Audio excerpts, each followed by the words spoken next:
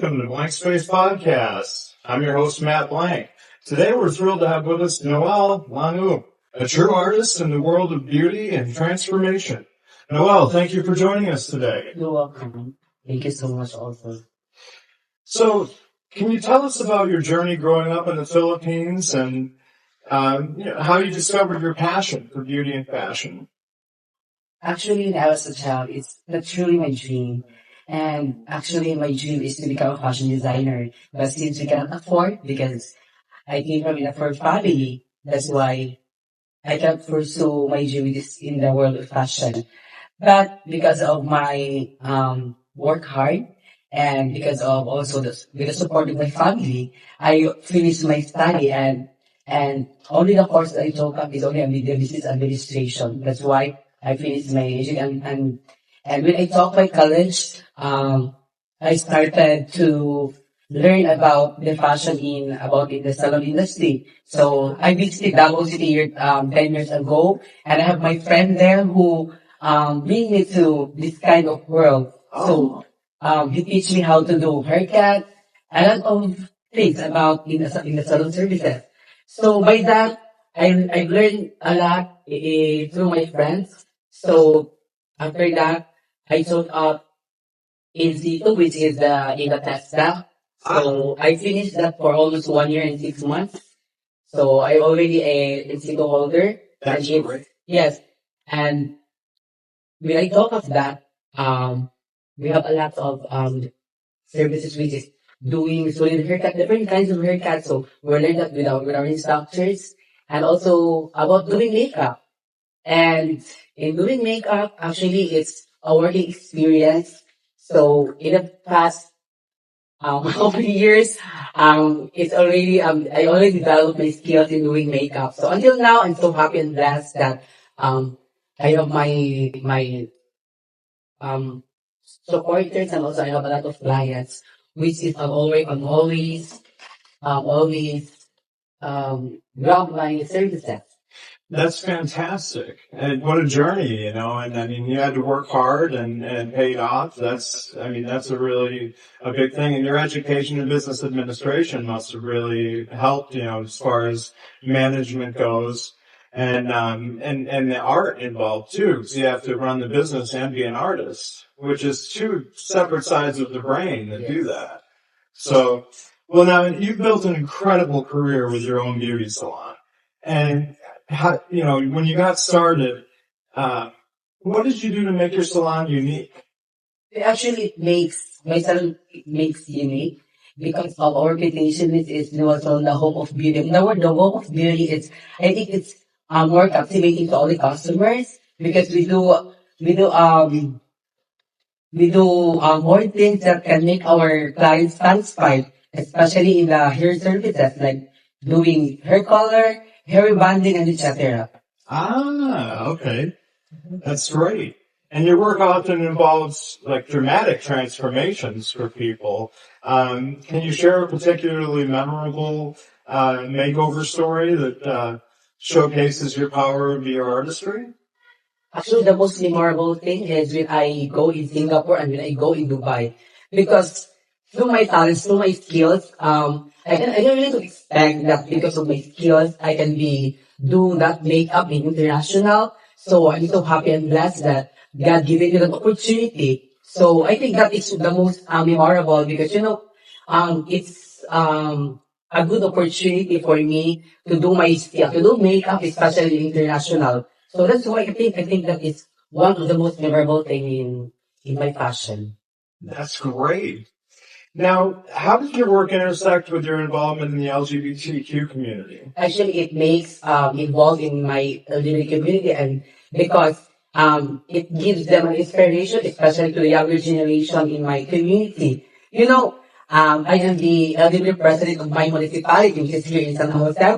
Yeah. So yes, so I guess that is an inspiration a lot to my community, especially to the younger generation. So that makes them involved because through my passion, I teach a lot of younger generation, especially in doing makeup and in doing the service in my salon. That's great. So, and that probably helped build your business a lot quicker too, because your target market or the market that you had available to you just it basically came right to you. So, I mean, did you have to do a lot of advertising, or did you just kind of go on just people played it by ear and showed up? How did that work? Something like that, but what's probably now, social media is very one of the best platform in order for you to advertise your services.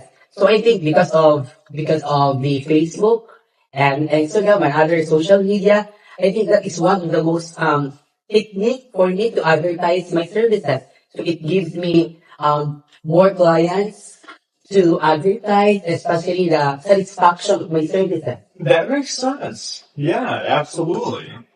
Now, you're known for your expertise in pageantry and special events. What goes into preparing a client for these high-profile occasions? I think we do a lot of trainings, especially in pageant. If I have my candidate, especially if I have my I am a handler of a certain candidate. We do trainings for almost 1 month before the competition so that we can assure that during the coronation night, she is being capable to do walk, to do a lot of things, especially in the pageantry. Because you know, pageantry is very powerful tool nowadays in advocating a lot of people, especially the platform or the store that they're going to showcase a lot of people. So because of that, we do a lot of trainings, especially in oral communication.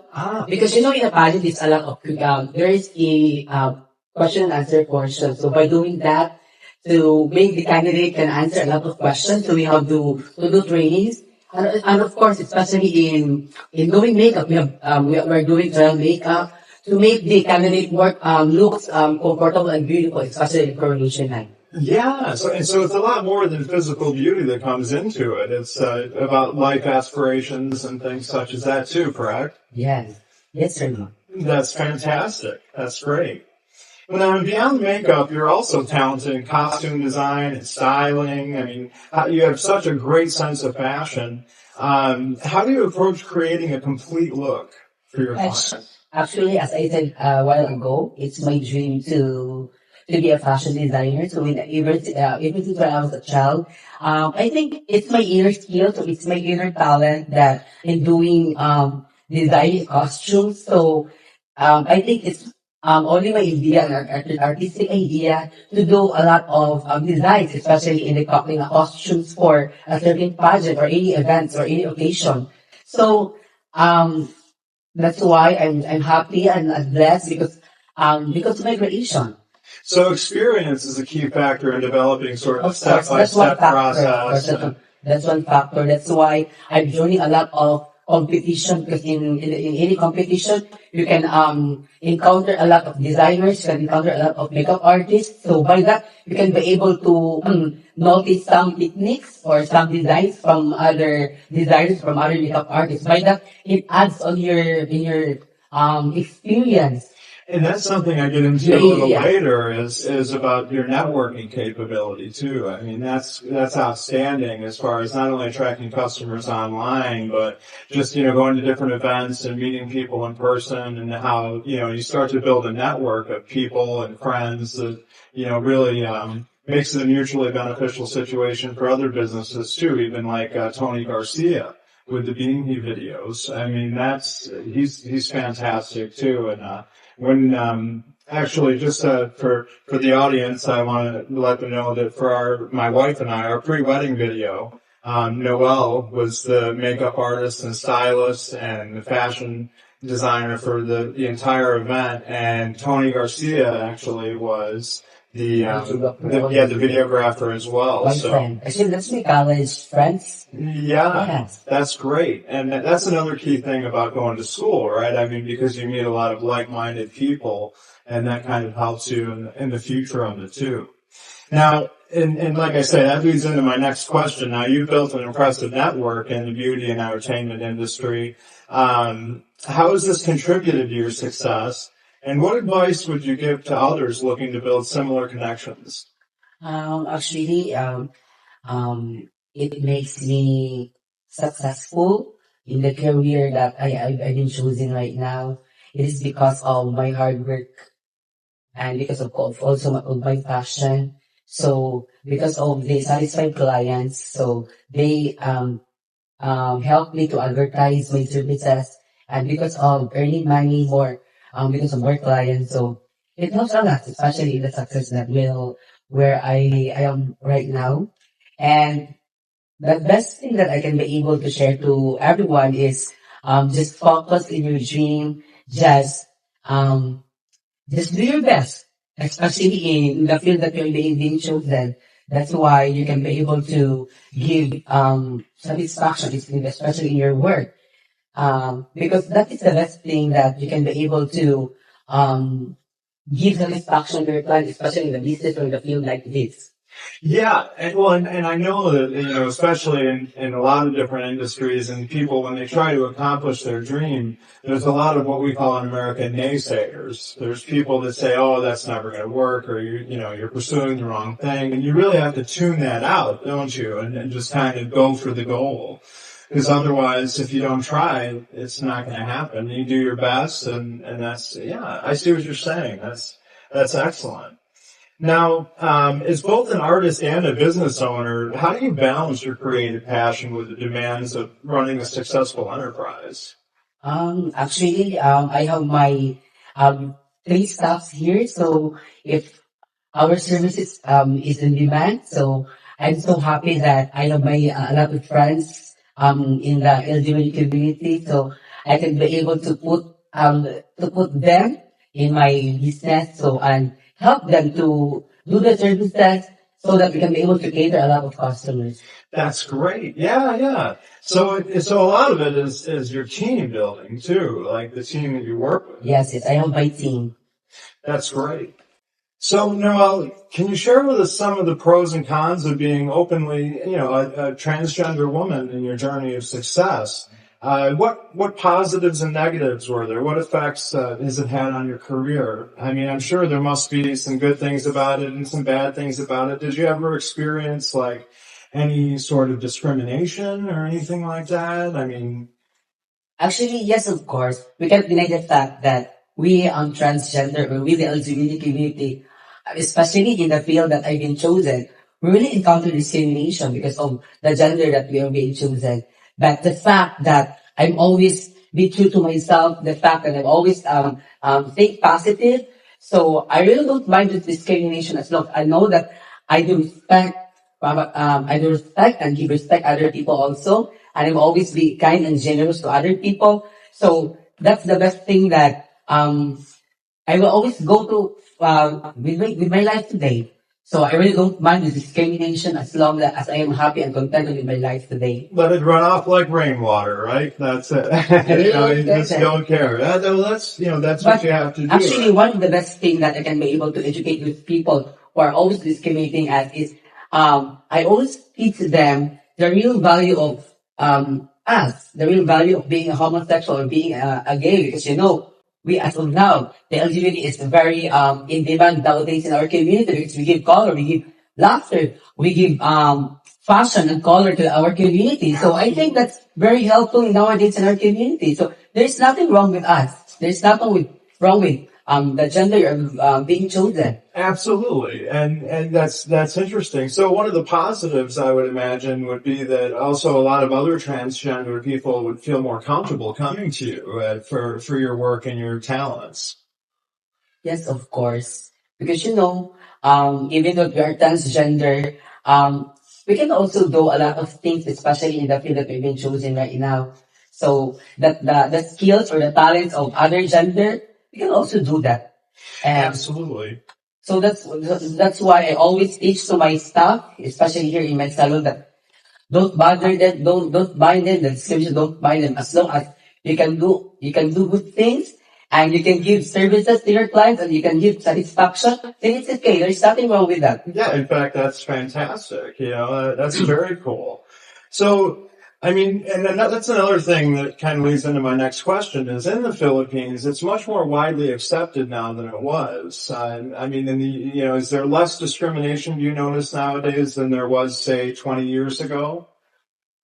Actually, It's true, but nowadays, we already accepted, even though it's not 100%, but at least 70 to 80%, because we cannot deny the fact that nowadays we are already existing in our community. And in fact, here in municipality of Santa Josefa, I always teach other people that they should have respect us and accept us.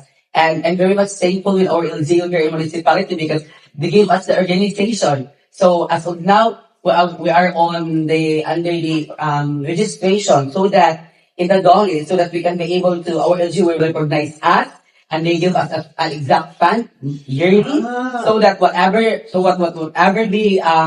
the good things about the organization, a lot of LGBT members can be able to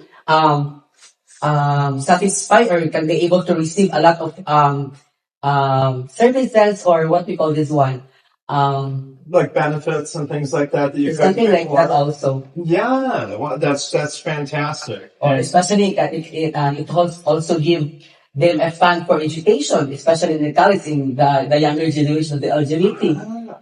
So, in our generation, I mean, you had to be really brave to start something like this. But not only were you brave, you stepped up and became a leader in this, and actually would not only ignore the negative things that people would bring up, but you would try to teach them, to look at it in a different way and expand their awareness. I really respect that. That is fantastic. And now, have you ever faced limitations though? Like through that process, was there limitations due to discrimination in your gender identity that you had to overcome? And how did you overcome these challenges? I overcome these challenges by simply always be positive and always be kind to them. That's why the time will come that they're going to accept and respect us. Well, and I guess even, as far as like permits or renting a building or anything like that, were there people in business that it made it more difficult for you because they were discriminatory at the time back before it was as widely accepted? Is that something you encountered or no problems there really? Actually, no problem, because the best thing is that you just have to pay a lot of the expenses, like the building, like the business permit. So there is nothing wrong with about. Normal process Yes, then? yes, it's normal process. Oh, that's good to hear. That's really good. It sounds like, people in the Philippines may have actually had an increased awareness of this, before even in, the U.S., because the U.S. it's still sort of half and half, even after, we a lot of people aren't as accepted as they should be, being that it's one of the leaders in the world of anti-discrimination. But I'm really fascinated by the fact the Philippines has been ahead of the game in that. That's great.